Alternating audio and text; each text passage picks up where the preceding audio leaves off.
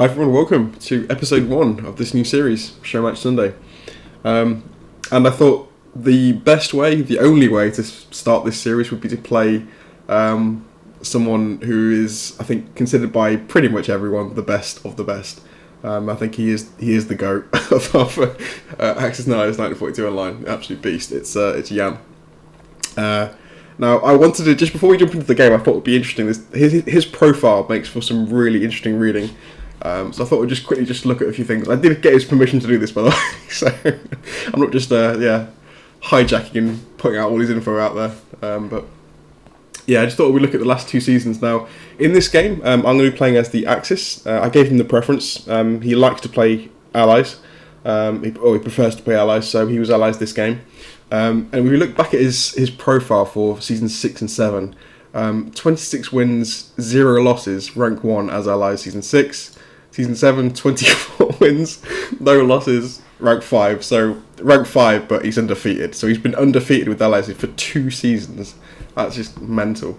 And if we look at the Axis is almost as good. It's only 1 loss season 6, rank 3. Season 7, 18 wins, 0 losses, rank 4. I mean, the guy's a machine, absolute machine. So I think, obviously going into this game, I knew without some kind of like miraculous dice, I was going to lose. That's not the point. That's not the point of the video. I think just for me, he's just a lot of fun to play against because he is so good. And I think playing against him, it's just a great learning experience for me. But I'm hoping to obviously, allow you to see some more of his play, and hopefully it'll be a good learning experience watching this video as well. I think my second most popular, or maybe it isn't the most popular now, Axis video is my tournament game against Jan, where I tried to sort of dig a little deeper into the game and find out what he was doing well and why he was successful in that particular game, but more in general. So this game we'll try and do something similar. Not going to probably be too in depth, but yeah, we'll do a bit of an analysis of the game and see how he manages to play this one. I won't spoil the ending, but I'm sure you can guess what happens. Okay, with that being said, let's jump in. Okay, here we go, round 1. So just a very quick reminder of the format for this game, and probably generally speaking moving forward with the series. We'll be trying to condense the entire match into, say, like a half an hour, 1 hour game, maybe. I may fiddle with the format. For this one at least, we'll be going for the more condensed version. I think it'd be more entertaining to watch that way. So we're trying to cram as much good information in as possible. So for infantry, 2 tanks for Jan. Had a very good start as well, unfortunately for me. 3 tanks and artillery left in Ukraine and 7 infantry in West Russia, which was pretty rough for me, to be honest. But yeah, good start for Jan. He left 1 infantry at Beryasha and left 1 of his fighters in Archangel, which gives it a bit more flexibility for trading, possibly Beryasha if he wants to, or even the Baltic Sea in season 5. So yeah, that's Jan's opening, round 1. Okay, so now we'll get on to my Germany 1 purchases. Looking back at this now, I'm not actually convinced by my bomber buy here. I was just trying to keep Jan from buying a UK fleet round 1, basically. But I think actually, given how well his Ukraine and West Russia went, I don't think that was probably the best move. I think I was always going to be feeling the pressure with infantry numbers going for that buy at that point. So yeah, probably a mistake there. But I'll go for season 10. Normal moves. I'm trying 2 fighters into Ukraine. Just thought I'd take the risk. So season battle went pretty well. I killed the destroyer in season 10. Transjordan was successful, but lost a fighter going into Ukraine, which is bad. No hits from the infantry and some bad rolls from the tanks, which was pretty rough. So we get 1 more hit here and 2 back, which then obviously means we've failed Ukraine. So there's 2 Russian tanks that are completely safe for round 2, which is not good. So he had an above average start in Ukraine and West Russia, and then obviously having me failing Ukraine, it just meant that Russia was in such a flush place already, which is not good. So I was worried about the potential of a Ukraine stack from Russia here, which is why I didn't go all in for prepping for Karelia round 2. So I left a fair amount of troops, infantry particularly, in Poland to try and prevent a stack of Ukraine. But obviously the downside of doing that is you are making it a lot harder for yourself to actually take Karelia. So that was going to be the downside for me there. So not a great start, to be honest, for this game, but apart from that, not too bad. We did take Transjordan, and we've got, yeah, Season 7 cleared at least. Okay, so UK 1 for Jan. He bought a transport carrier, 2 infantry and artillery. I did get the fleet off because I realised I misclicked one of my fighters back into Berlin, not on Northwestern, so that was a bad error from me, but there we go. He took out my transport in 61 with a cruiser and a fighter, pulled an infantry out of New Zealand, moved the tank and infantry in North America to, I believe that's Eastern Canada. Yeah, it's moved his bomber to the Caucasus, took Transjordan back with everything, and yeah, he's pulled an infantry out of India and put that into South Africa. Obviously, because he didn't take the battleship, which is interesting. I think this is a common play for high-level players at the moment, but yeah. So my Japan 1 purchase were pretty standard, 3 transports. I only went for 2 infantry, just because it gives me a little bit of IPC to play around with in Japan 2, should things go badly. So, went for Pearl Harbor. I just feel safer doing that. It's just what I'm used to. So 7 and 2 in Anhui, 7 and 2 in Yunnan, went for Burma. Couldn't obviously take the UK fleet in 33, it was too well protected, so I decided just to skip that and went for Pearl Harbor instead. But yeah, I was fairly confident in all these trades. There were good odds for pretty much everything. 7 and 2 for Anhui and Yunnan is fairly comfortable, you'd think, despite Anhui being a horrible territory to take for some reason. And pretty bad trades. We actually lost more than I thought. We were successful in all our battles, but we just took more infantry losses than I would have liked. We lost 2 in Anhui, sorry. I think we lost 2 as well, 2 or even 3 maybe in Yunnan. I'm not sure what I went with, but it was definitely a bad. The trading wasn't good, and we definitely lost more than I would have liked. But saying that, Pearl I think was still successful. Interestingly, he submerged his sub. I think it's a new trend with the top level players submerging the US sub in Pearl to use it for next round. So yeah, it's interesting. So Jan's US round 1, 2 transports, 1 destroyer, 1 carrier, and 2 infantry. Pretty normal buy for the US there. He's taken Hawaii back with the sub. He killed my cruiser that was remaining after Pearl Harbor. Had some success in China as well, given my poor trades in China with the Japanese land. He was able to do some more damage than I would have liked. Yeah, just taking Yunnan was really costly. So he destroyed my 2 artilleries there and moved his fighter to India, which was very painful. Yeah, not a good start for the Japanese there. He's reinforced Africa with 1 transport. Obviously, leaving the battleship alive means there's probably going to be more German troops in Africa than normal, so reinforcing Africa with the US makes sense. He's moved 1 transport to Season 10, which gives it some flexibility in where to hit. It can hit all the Finland and Norway stuff, as well as come down to Morocco if he needs to. So, Russia, round 2. 4 infantry, 4 artillery, nice round 2 buy for Russia. Only had to trade Belarus and Ukraine, Karelia, sorry, because of the bad Ukraine, but 1 good battle, 1 not, so mixed results for Russia. Okay, so onto my G2 purchases. So from here on out, I'm pretty much going to be buying infantry with the odd artillery thrown in. Now, we did try to think, well, we thought about stacking Transjordan and Egypt this round because he did have a weaker than usual number of troops in Transjordan, only 1 tank and 1 artillery. There's normally at least an infantry there as well, but we'll change that attack in a second. We'll be trading back Ukraine as lightly as we can, and also we realised at this point how difficult it would be, given my move in Poland, to actually stack Karelia for round 2. I realised very quickly that it wasn't possible. Given obviously Jan's got more troops than he normally would have with the extra 2 tanks, that definitely adds, you know, and obviously a strong West Russia as well to start with. He had more units than would normally be available to Russia for dead zoning Karelia round 2. So I realised very quickly I wasn't going to be able to stack it round 2, which is unfortunate, very unfortunate for Germany, because they really want to be in Karelia by at least at the latest round 2, but not being able to do that was pretty rough. So yeah, just light trading it for now, light trading Ukraine, and we just started to blitz in and out of Egypt instead of actually stacking anything. So Ukraine, again here I probably should have taken with 1 infantry, not 2, although actually the hit back would have meant I wouldn't go Ukraine. But I think actually this is the one time in the game I actually successfully recapture Ukraine. I think it's a problem for me in the rest of the game, I'm pretty sure. hitbacks, 2 hitbacks there, unfortunately, but we do take the territories. And I'm just making a note for myself here. For the Japanese go, I need to in order to stack Karelia, I think I need the Japanese planes in support, because there's just so many Russian troops bearing down on Karelia. I think it's going to be impractical without their without fighter support to actually stack it. So yeah, a direct consequence of my Poland stack G1, and we're already behind in attack power, which is really bad start for both Japan and Germany. So yeah, meant we're already behind in attack power against Jan is pretty scary. So Jan, round 2, UK, bought 1 transport, 1 destroyer, 4 infantry, 1 artillery. So he's up to now on the board a total of 4 transports. He's kept his transport in 34 nearby. It's quite annoying for me because he does have a bomber in India, which could mean he could potentially trade the East Indies, which wouldn't be fun.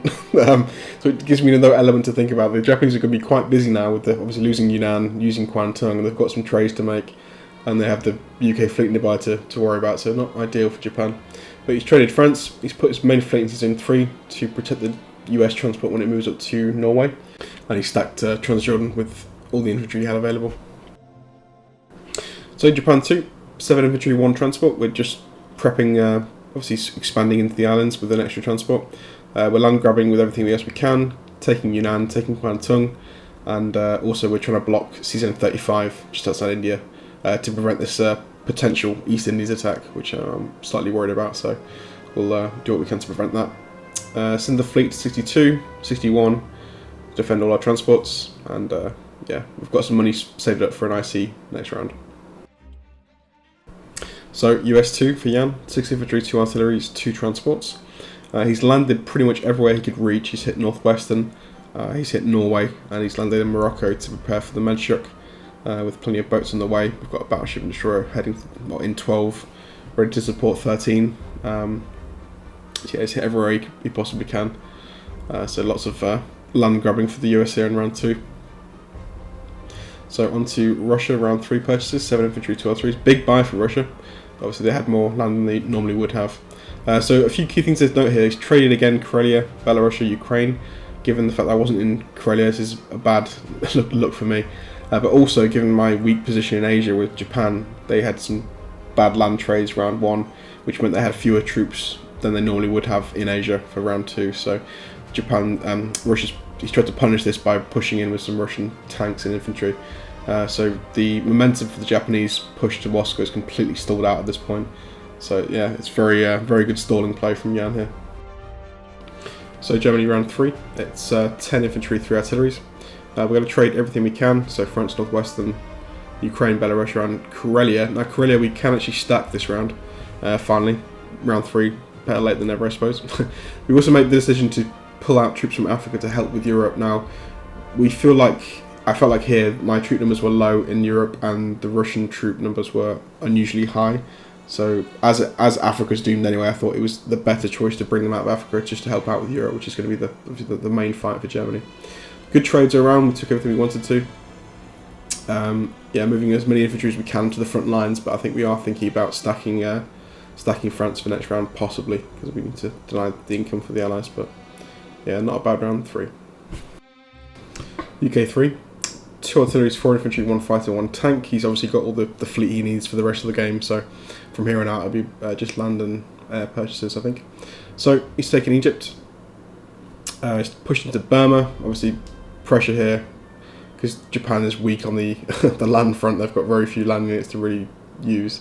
He's also defended Xinjiang, I believe that is, to protect his Russian troops from any counterattack, so I won't be getting back to Xinjiang anytime soon, which is unfortunate. And he's traded France and Northwestern. So Japan 3, we went for 8 infantry and we bought the IC for Manchuria. Pushed into Yakut. Not a lot we could do really because Xinjiang isn't available to trade. He's defended it too well, but we'll try and take Burma. I'm also delaying my plans to hit Australia here because I just feel like the pressure in Asia he's giving me, I need to focus on there and just get control of Asia before I think about expansion, because we're so lacking in infantry at this point in Asia. So it's just, for the time being at least, just full pressure and full landings into Asia to try and, at least put some kind of pressure back onto Moscow. But we have our first IC down. 8 infantry on the way, and then from here we can obviously start churning out the infantry a little bit quicker and try and gain some momentum against Russia in Asia.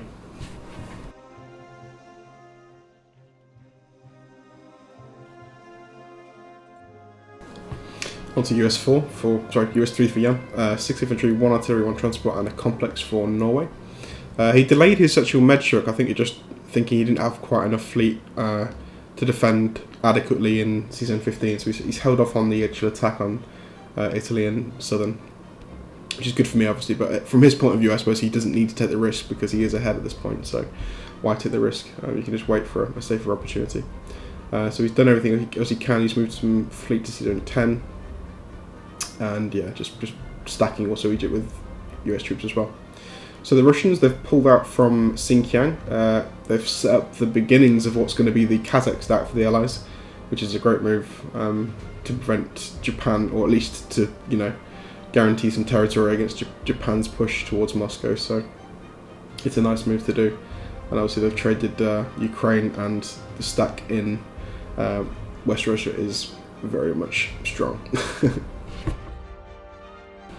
Germany 4, we've gone for 11 infantry and 2 artillery, just maximising our bias as best we can. We realise at this point as well we're probably not going to be able to stack France at this point because the US has got 10 transports trained on France. The UK is obviously up to already 4 transports, so it's not going to be possible at this point unless I'm going to sacrifice the Karelia stack to do it, which I'm not prepared to do. So France, for the time being, we have to be content with just trading back and forth, which we do here obviously, and the rest of our trade. So we're maintaining an empire for now, but obviously the position is weak with 30 points behind, so yeah, Germany's position is crumbling. So round 4 for the UK. I went for 8 land units and a fighter, still maintaining some air bias here and there. So a few things he's done here. He's traded back Burma. He started to move his aircraft carrier and transport from near India round the bottom of Africa towards Europe. He's also reinforced Kazakh, so obviously the Kazakh stack's now a combination of 2 nations. At this point, India's looking completely strong, so yeah, there's no need to move. He can comfortably move some things out there if he needs to obviously maintain that stack as well as defending India from any potential attacks I might have. And of course, he's traded back France and Northwestern, which would be pretty much UK's to trade for the rest of the game. For Japan, round 4, I went for 8 infantry. 10 infantry and a complex, so actually the money there worked out quite nicely. I also forgot I didn't put the IC in Manchuria last round. I put it in Kwantung because I felt like I needed something a bit closer to Burma and also the Sichuan stack. So we trade what we can here. I can't actually stack Evenki because it's got too many tanks trained on Evenki, so we just take Evenki lightly for now and just trying to build numbers up in Sichuan. And we do finally move a transport out towards the Indies as well, with a view to going to either Madagascar or Australia. Because we can't obviously neglect grabbing the islands because it's such important income to grab as early as you can. We've been delayed here, but obviously we can't delay that for too long because we do need the income, so we're making a move out there to try and grab some more income, and we're up to maximum production for Japan. So US round 4, he went for 7 infantry, 2 artilleries and 2 transports, and now he has hit some things in the Med. He's gone for Italy and Southern Europe. He's not reinforced into Morocco, but he has got some spare land units in Northern Africa to do a secondary hit in round 5 should he want to. And he may reinforce Morocco in round 5 as well. And he's also he's dumping units off into Norway as well, so he's building a stack in Norway while still trading in Mediterranean, which is pretty interesting. So he's doing both things at once because he does have the fleet available to do that. So yeah, it's accomplishing both goals really with the US, which is interesting. 5 infantry, 2 artilleries for the Russians, and they've traded Ukraine successfully and Belarus successfully, and also reinforced their stack in Kazakh, so that's becoming a big problem for the Japanese. On to Germany's purchase for round 5, so I went for maximum infantry at this point, obviously, because we are seriously struggling for numbers. We try to trade everything we can, because I'm still trying to, take back what territory and preserve as much income as I can possibly. Going for Finland here, I think my mistake this game was trading too heavily in these land trades. I wore Germany out very quickly, and it's taught me something about my own game about trading too heavily with infantry. It's been a good lesson this game. But failed to take Ukraine, Northwestern and Southern Europe, so some pretty terrible trading for me there. And Germany's desperate for income at this point, so it's Not a good round for Germany this one. We are very much bleeding at this point. UK 5, 1 destroyer, interestingly enough. 5 infantry, 2 artillery, 1 fighter. So just feeling like he needs another fleet unit here to just adequately defend all the sea zones he's actually in. He's in season 5, 8, 13, 15 and 3, so he's got 5 sea zones to cover, so it's fair enough. Yeah, so trading northwestern France again, obviously. He's reinforcing Kazakh each round and also trading Burma each round, which is unfortunate for me. For the Japanese, 13 infantry, maxed out our IPC there. We actually get Eastern Australia here, which is nice, so finally actually starting to grab some land. And we decided to double stack Xinjiang and Sichuan to try and force these allied troops out of Kazakh. Because we are trying to make some headway, obviously, in Asia, so we're trying to just get them out, keep them out, and we've put our remaining infantry in the north into Evenki. So, US round 5, 6 infantry, 2 artillery, 1 fighter, and 1 carrier, which is placed in the Baltic Sea. Again, just securing all his weaknesses in the Atlantic Sea zones. He's obviously didn't have to trade back southern, but he's hit back in Italy and with everything spare in northern Africa, infantry-wise and land-wise, towards India and the Kazakh stack. So he's moved more troops into obviously Finland and Norway, and yeah, just preparing the big allied stack that's eventually going to go to the Baltic states. And his first mistake, as you can see there, he attacked Germany with a bomber. He didn't strap bomb it, he actually attacked it, which I've done as well. But it is proof that he's not just a machine, that he does make mistakes, which is good to know for the rest of us. But yeah, interesting with that. So we've got a bomber kill for free there, pretty much. We had to trade anti-air gun for it, but that's fine. And the interesting move here is he's moved his Russian stack to Karelia.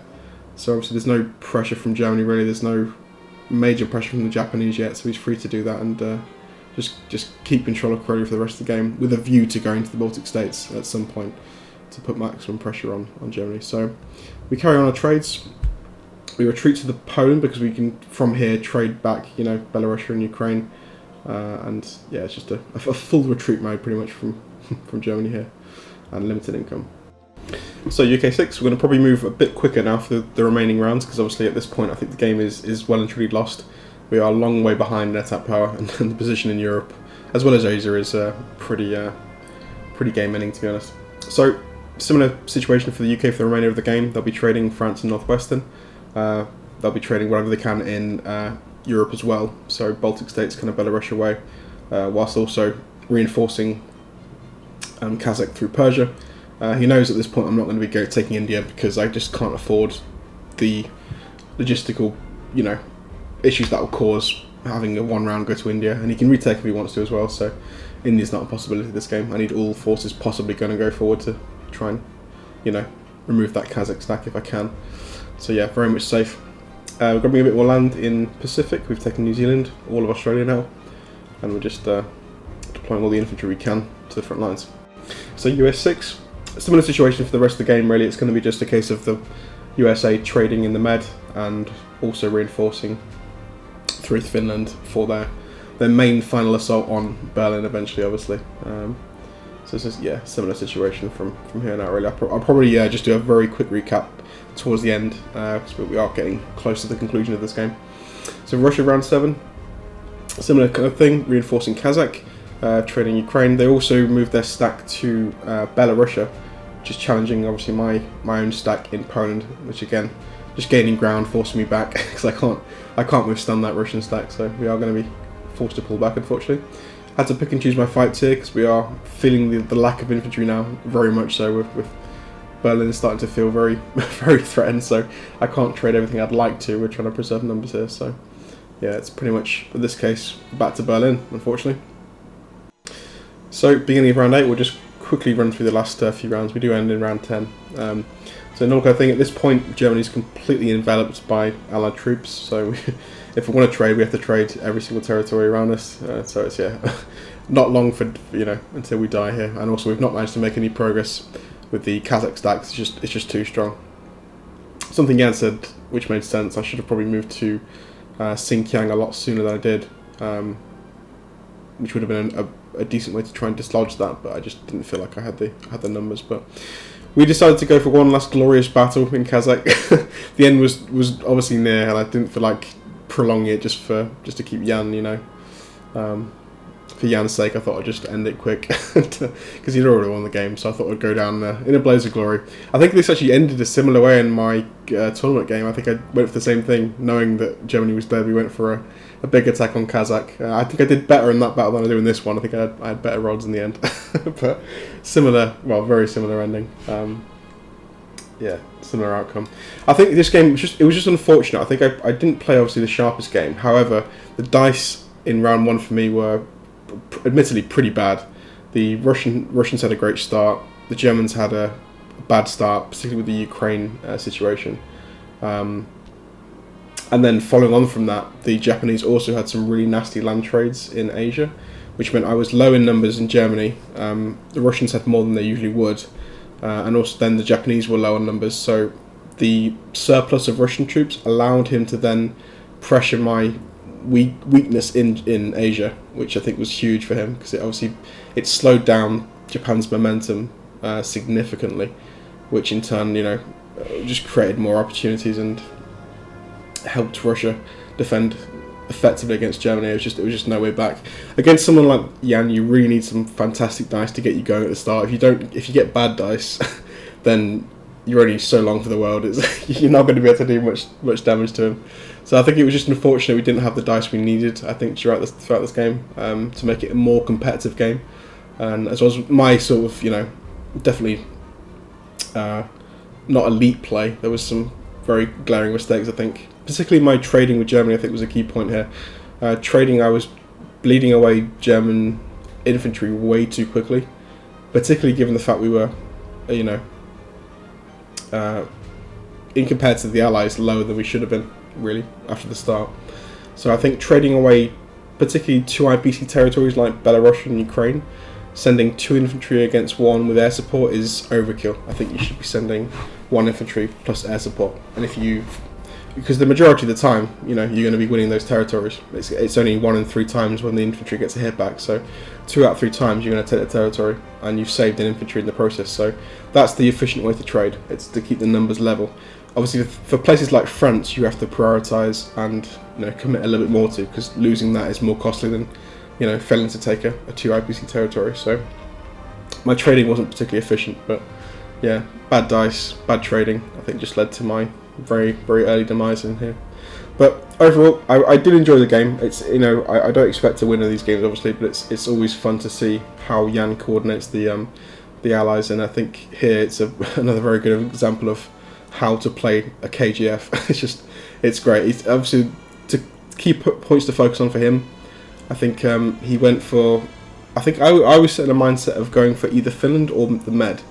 I think it's a good eye-opening experience that you should be hitting everywhere possible with the US, because he was hitting in this game. He was hitting the Med. He was landing in Finland, so he was building a stack all the time while still trading off down south. So Germany had a lot of trading to do this game.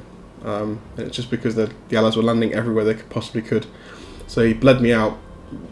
In combination with my poor trading, he actually, there was a lot to trade anyway. So he bled me out so quick. Obviously, from the final screen here, you can see how many sea zones he controls. He controls 3, 5, 8, 13, 15, and he's just able to, move his transports freely between all those zones and just trade wherever I'm not, basically. So it was just a super quick bleed out for Germany. But yeah, very impressive play from Jan, obviously. Very interesting game, and I'm hoping to play him. I think what I'd like to do, if he's up for it, I'd like to play him as the Allies myself and try him against the Axis to see how he handles them. Because I've actually not seen him play the Axis yet. I know he prefers Allies, but yeah, it'd be cool to see how he plays the Axis. But anyway, yeah, it was a good first game. As in, it was a fun first game, not particularly close, but it was a fun game for me at least, and I hope you enjoyed it and maybe pick something up from not my place certainly, but Jan's. But anyway, there we go. That's episode 1 of Showcase Sunday. So I will see you next Sunday for episode 2.